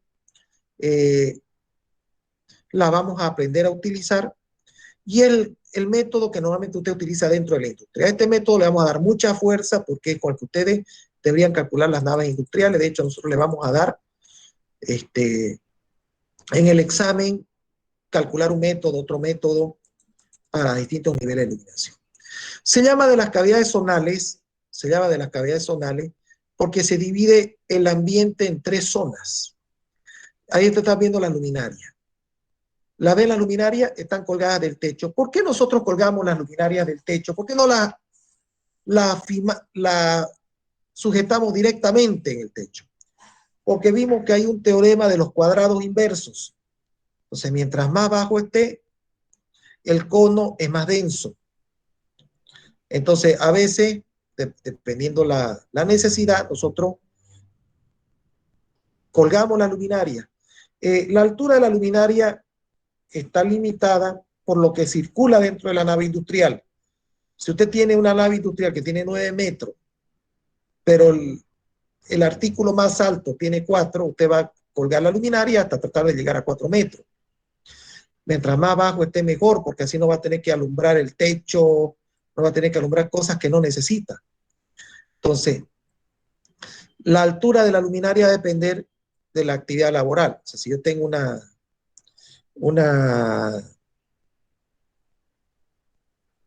superficie de trabajo a 2-3 metros y adentro la maquinaria más alta que ingresa o el producto más alto que yo desplazo no tiene más de 4 metros, entonces fijaré la luminaria a 4 metros, 4 metros y medio, para que más fácil de hacer mantenimiento, más fácil de cambiarla, más fácil de reemplazarla y más fácil de hacer los cálculos. Entonces, yo cuelgo la luminaria, entonces la cavidad que hay entre la superficie horizontal de la luminaria y el techo se llama cavidad de techo. Entre la luminaria y la superficie de trabajo se llama cavidad local, que es local. Y entre la superficie de trabajo y el piso se llama cavidad de piso. ¿Por qué yo tengo un plano de trabajo? Porque yo, si estoy en un laboratorio o estoy en una biblioteca, a mí no me interesa iluminar el piso. A mí lo que me interesa iluminar es la mesa. Entonces, yo el cálculo lo tengo que hacer para el plano de trabajo. Es el plano más importante. Entonces, aquí yo tengo 3 alturas. Un H0, un HO, no sé cómo lo tiene aquí ahorita el apunte. Y algunos lo vienen con cavidad techo es HT, el otro HL y el otro HP, altura del piso. O sea, aquí cavidad de techo es el área medida desde el punto de la iluminaria al techo. Cavidad local es la más importante. De hecho, la mayoría de los fabricantes trabajan con una sola cavidad. Hay otros que trabajan con las 3. Nosotros en el examen vamos a trabajar con una sola porque si no se nos complica el cálculo.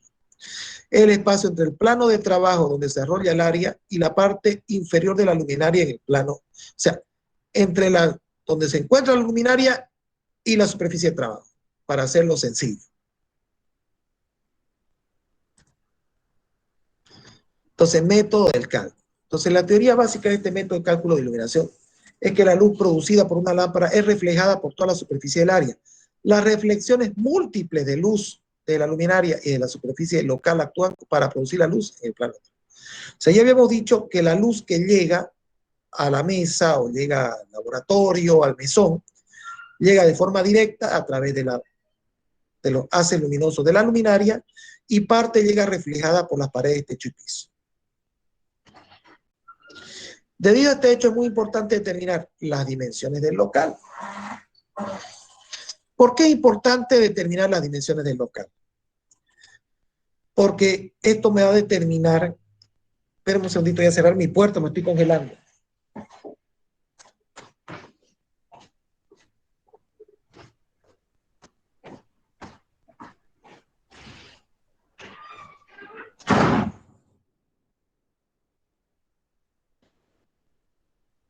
Ahora, voy a cerrar mi puerta porque me está haciendo mucho frío. Entonces, debido a este hecho importante, las dimensiones del local, la geometría del local, para ser precisos y puntuales. Samir Maldonado, ya no, a Samir ya le pregunté a Samir, voy a preguntarle a alguien que no le haya preguntado. Mateo Vargas Barros. ¿Está Mateo? Sí, ingeniero. ¿Dónde está? Que no le... Ahí está Mateo, está como yo, está friolento. Mateo Vargas Barros. Entonces, Mateo, indudablemente es importante la geometría donde se encuentra ese foco o ese manantial luminoso. ¿Por qué? ¿Usted qué piensa? Desde el punto de vista luminotécnico, ¿es mejor que el ambiente sea chato o que sea alargado? O sea, poner un foco en un cubilete que sea muy delgadito, lo voy a dibujar acá, vino aquí al vector, para que hablemos el mismo idioma.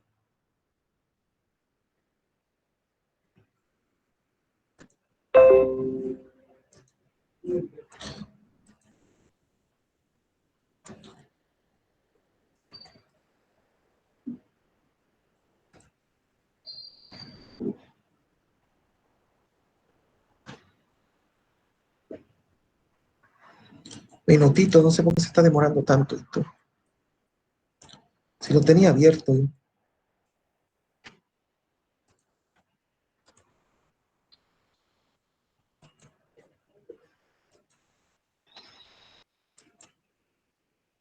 Ahora lo voy a volver a abrir. Pensé que estaba colgado.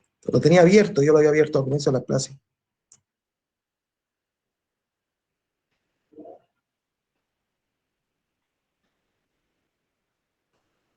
Ya.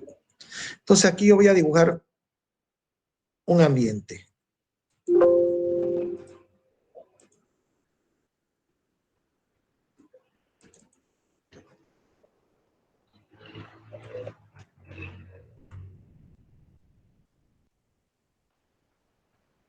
Ya. Aquí yo tengo una nave industrial. Y aquí tengo otra.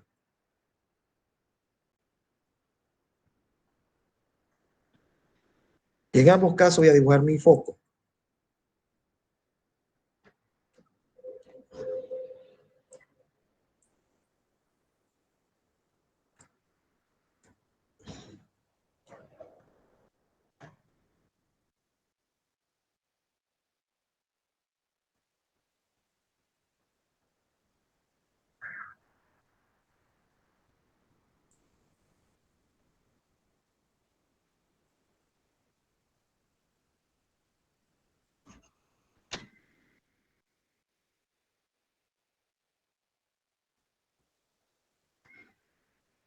Ahí está mi foco.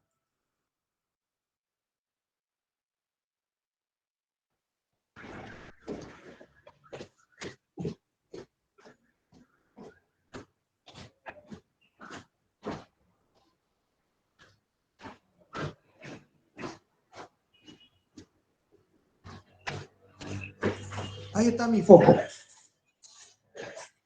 Y lo tengo colgado de este techo.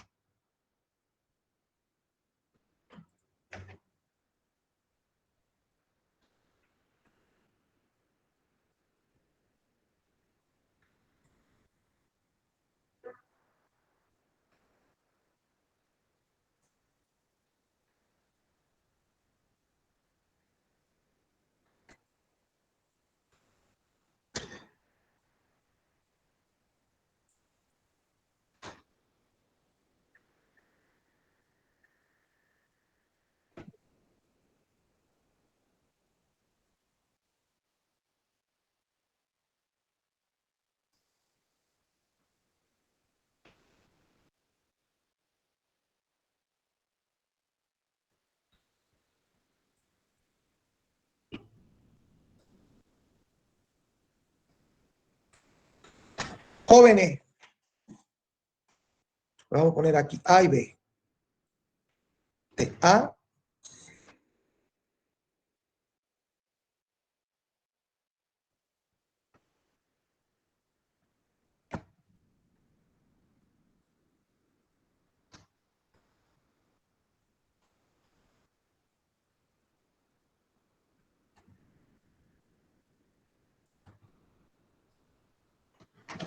B.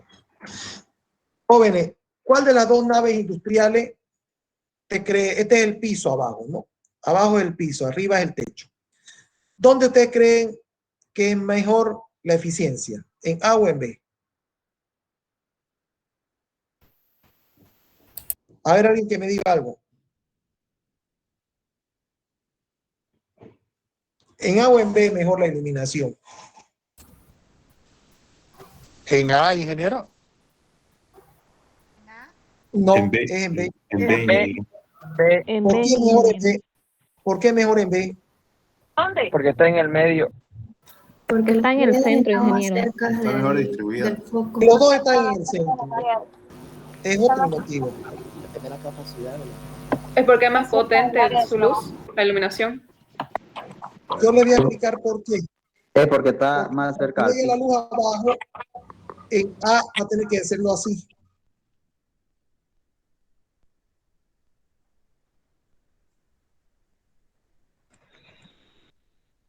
Entonces esta es la luz, ¿no?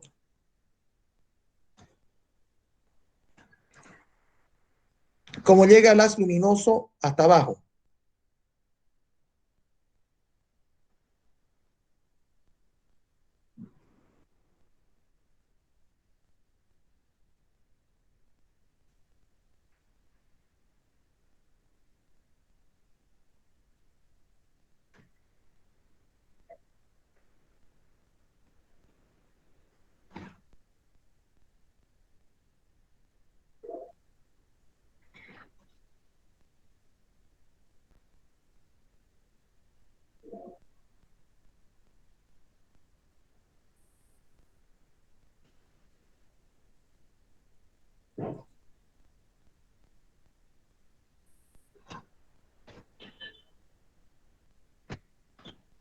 Entonces, ¿cómo llega la luz en un ambiente que es muy alto? Llega a través de los reflejos de paredes, techo y piso. ¿Me entiende o no? Puede llegar así también.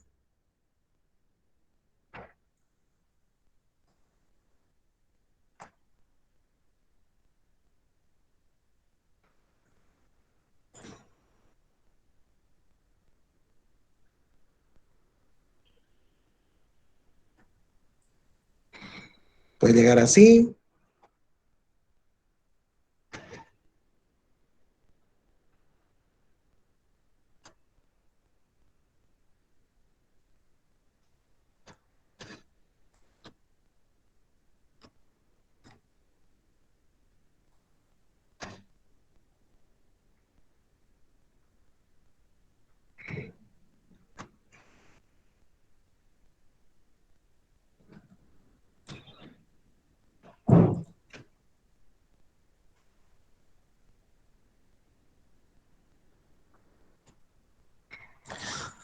¿Cómo llega la luz cuando el edificio es muy alto?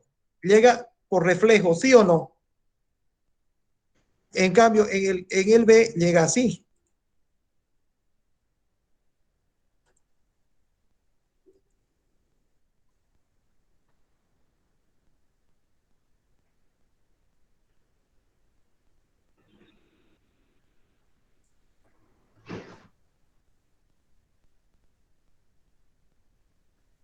¿Lo ven o no lo ven?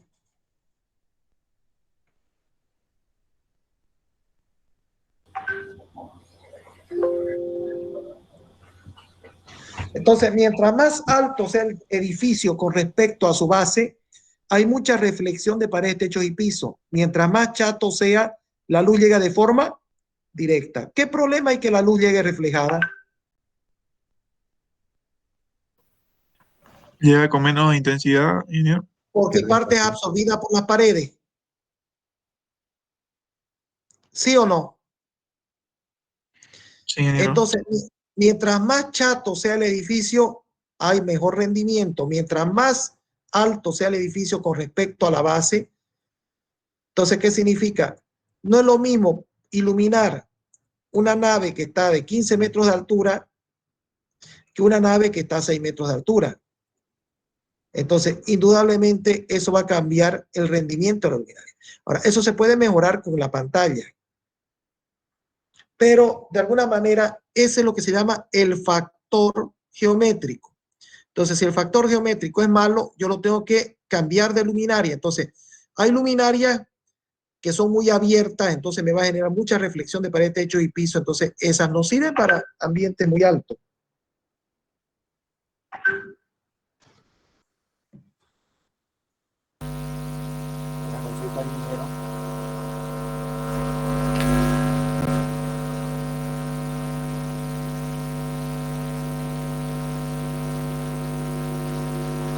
Entonces, ¿me entiende o no me entiende? Entonces, el fabricante te va a decir, a ver, ¿cómo es tu base? ¿Cómo es tu ancho? ¿Cómo es tu largo? ¿Y cómo es tu alto? De acuerdo a eso, esta luminaria va a tener tanta luz directa y tanta luz va a llegar de forma reflejada. Entonces uno dirá, él dirá, no me conviene esta luminaria, por la altura te cambiaré de luminaria. O viceversa, tengo una luminaria que es muy cerrada, tiene un cono muy cerrado y el ambiente es muy chato. Entonces, ¿qué voy a tener? Puntos muy iluminados y otro voy a tener poco iluminado porque me va a tener conos muy delgados. ¿Me entiende o no me entiende? Entonces, eso es un factor geométrico y eso se llama el coeficiente local. ¿Y el coeficiente local de qué va a depender? Del área, del ancho, del largo, obviamente que eso es el área, y la altura. Entonces, dependiendo de la altura, va a haber mayor reflexión, menor reflexión. Entonces, ese me da un factor geométrico que se llama el índice local. El fabricante lo va a meter en su tabla y le va a decir, a ver, dígame cómo es su ambiente, para ver que yo le comente cómo estamos. Entonces, las dimensiones del local. La refractancia del local de techo, pared y piso. O sea, si bien es importante, ya dijimos, la geometría del local para determinar la reflexión, una vez que usted dice, bueno, el local es alto, entonces va a haber mucha reflexión, está bien. Pero ¿cómo son las paredes, el piso y el techo? Son negras, pucha, estamos mal. Casi toda la luz se va a absorber. Vamos a tener un pésimo eficiencia, porque toda la luz va a quedar absorbida por las paredes. No, las paredes son blancas, el techo es blanco, el piso es blanco. Ah, ya, mejor. O sea, ya está bien. Parte de la luz se va a ir a las paredes, pero va a haber poca absorción. ¿Por qué? Porque las paredes son muy reflectantes. Características de la lámpara, factor de depreciación y coeficiente de utilización. ¿Qué significa el factor de depreciación? ¿Alguno ha escuchado hablar de que las lámparas de bajo consumo que se vendían antes duraban 8 veces más que el incandescente? ¿Han escuchado o no han escuchado? Decía, dibujaba a veces un foquito incandescente y se veía, decía 8.000 horas, decía. Entonces decía, dura 6 veces más que un foco incandescente antiguamente. Entonces el factor de depreciación,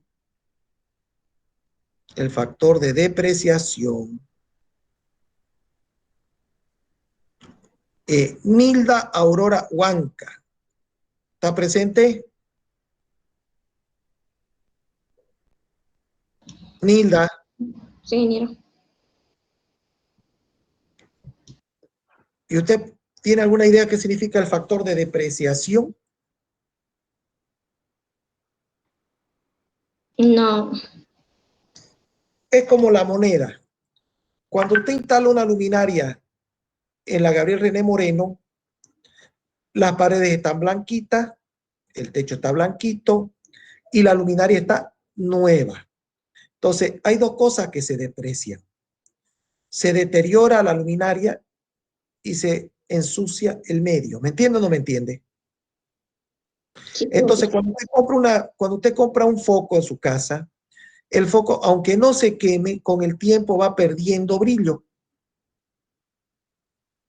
Entonces, si usted lo coloca el foco nuevito, pucha, ilumina una belleza. Si usted vuelve a los 3, 4 meses, ya está más tenue. Muchas veces nosotros no le prestamos mucha importancia, pero es verdad. Entonces, cuando usted hace un cálculo luminotécnico, le tiene que avisar al ingeniero, decirle, mire, yo cambio los focos cada año. Entonces, él tendrá que ver cómo se degrada ese foco para que al final del año siga el cálculo luminotécnico siendo válido. ¿Me entiende o no? En la Gabriel René Moreno nunca se cambian los focos. Entonces hay que decir, señores, consideraremos una gran depreciación del foco. Entonces tenemos que arrancar con más luz para que de aquí 3 años, cuando se le ocurre a alguien en la Gabriel ir a cambiar un foco, todavía la iluminación siga siendo válida. ¿Me entiende o no me entiende? ¿Cada cuánto pinta las paredes de la Gabriel? Nunca.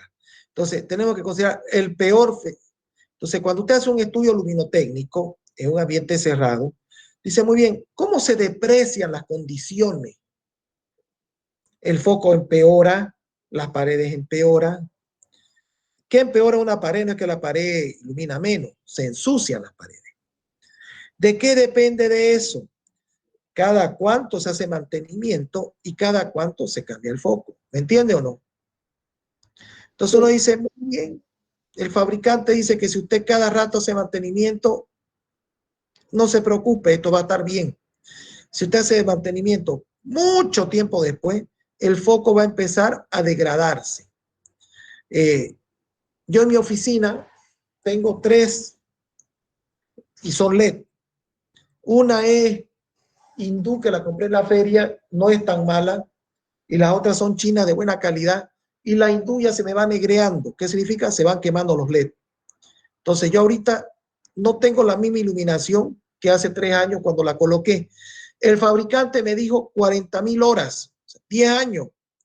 Pero yo en 3 años ya esto no ilumina ni la mitad. ¿Me entiende?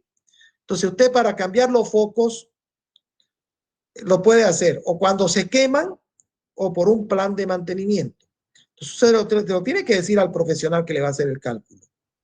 Entonces, mire, yo cada 2 años voy a cambiar mi foco, aunque no se queme. Entonces, muy bien, en 2 años casi no se degrada porque es LED. O no, yo lo voy a cambiar cuando se queme. No, entonces tenemos que considerar que vamos a tener mucha pérdida de luz en el camino. Entonces tenemos que asumir una especie de reserva luminosa para que en el peor caso todavía siga sirviendo. Entonces, eso es lo que dice acá. Entonces dice, dimensiones local, la reflectancia local, pared, techo y piso. O sea, ¿cómo es? Si son las paredes, techo y piso son blancas o son oscuras. La depreciación es cuánto se deprecia. Y eso va a depender del mantenimiento y va a depender del ambiente. Si el ambiente es limpio, un quirófano, las paredes no se ensucian. Si es una fábrica de ladrillo, se ensucian muy rápido. Pero no importa, se ensucian rápido, pero yo cada 6 meses las pinto. Entonces, es un ambiente sucio, pero tiene mucho mantenimiento. Es un ambiente limpio, pero nunca lo mantiene. Entonces, todo eso tiene que considerarse. Efectos ambientales, polvo, suciedad y temperatura, lo que le decía hace un ratito. Entonces, con toda esa información que yo debería hacerlo en el examen, el fabricante le permite decir muy bien, de la luz que parte de la luminaria, tanto llega a la superficie de trabajo. Y eso se llama eficiencia. Entonces usted lo que va a calcular es la eficiencia.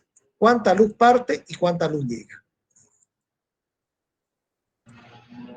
Entonces acá está el foco. Entonces hay un flujo emitido y hay un flujo que llega. Entonces, normalmente si usted no tiene nada, para un cálculo rápido uno dice la mitad del flujo luminoso llega. Ejemplo, una luminaria LED aproximadamente tiene entre 90 y 150 lúmenes por cada vatio. Las de alumbrado público son más eficientes, las de oficina son menos. Entonces póngale 90. Entonces si usted va a comprar un foco que tiene 20 vatios, entonces usted lo multiplica por 90 y dice son 1800 lúmenes. De esos 1800 lúmenes, la mitad se queda entre las paredes, techo y piso y se degrada. Y la otra mitad me llega. Entonces, ¿qué significa? 900 lúmenes me llega a mi mesa. ¿Qué área tiene mi mesa? 1 metro cuadrado, entonces divido 900 entre 1, son 900 lux. ¿Está bien? Bien. No, 3 metros cuadrados, entonces 900 entre 3, 300, no, ya no está tan bien. Entonces, cuando uno quiere hacer un estudio rápido, dice la mitad de la luz que parte llega. Entonces yo sumo todos los focos que hay en la Gabriel, digo muy bien, en cada aula hay 4 filas por 2 columnas, son 8 pantallas. Cada pantalla tiene 2 focos, cada foco tiene tantos lúmenes. Lo sumo, lo divido por el área del aula y digo la mitad llega. O sea, es un cálculo muy rápido para darse cuenta. Ya vamos a ver que nosotros normalmente estamos bordeando 40%, 50%, 60%. Entonces, hablar del 50% nos da un vistazo muy rápido de la situación. Entonces, ahí está. Si consideramos la figura que representa un corte de un ambiente, de una superficie útil a ser iluminada o el plano de la mesa, está situada a 0,8 metros del piso, la iluminación media sobre la mesa está dada por el flujo que llega a la superficie partido por la superficie. El flujo 2. El flujo útil, el que llega después que se reflejó todo, lo digo por la superficie, eso me da la iluminación. Es así. Parte 1800 lúmenes, la mitad llega a son 900 y esos 900 lo digo por el área. Eso es lo que acabo de decir. Y eso me da la iluminación. Vamos a quedar aquí, jóvenes. Hemos partido temprano porque la otra clase la voy a arrancar 1:30. Entonces quiero tiempito para llegar a mi casa, porque la otra la voy a dictar en mi casa. Vamos a terminar acá. ¿Alguna duda hasta acá? La siguiente clase terminamos esto y fijamos fecha de evaluación. Ya tenemos para el primer parcial. Quiero que me pongan presente para que lo pongan en mi lista ahorita, por favor, todas las personas. Al ponerme presente ya pueden retirarse. Me voy despidiendo, que tengan buen día. Pónganme presente. Le doy 5 minutos, por favor. Las personas que ponen presente pueden irse retirando. ¿Ya?